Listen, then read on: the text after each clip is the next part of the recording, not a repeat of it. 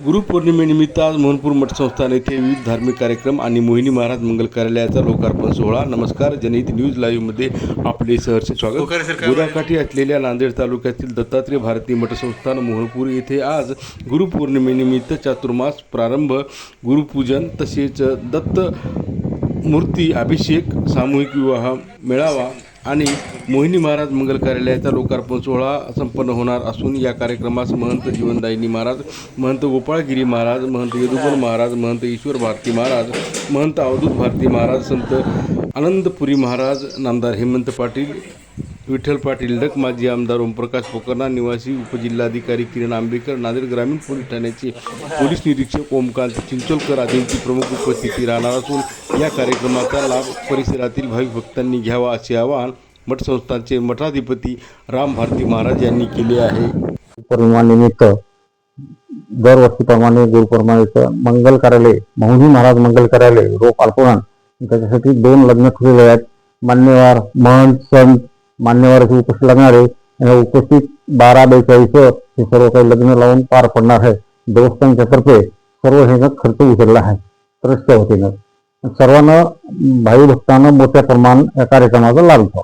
महंत संगमझुरियाचे महाराज ईश्वर भारती, कोलंबीचे आहेत महंत, डोंगरगावचे महंत आहेत, धर्माबादचे आहेत, असे बरेच महंत उपस्थित येणार आहेत. 16 येणार आहेत.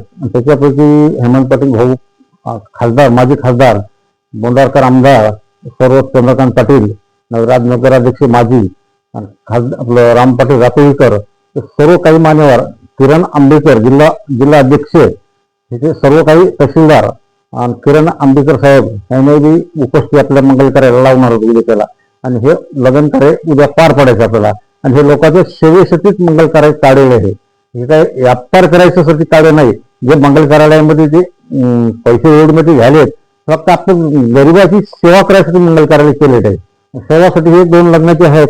आपण ट्रस्टच्या वतीनं आपण खर्च करून हे लग्न लावून उद्या तारखेमध्ये आपण द्यावं.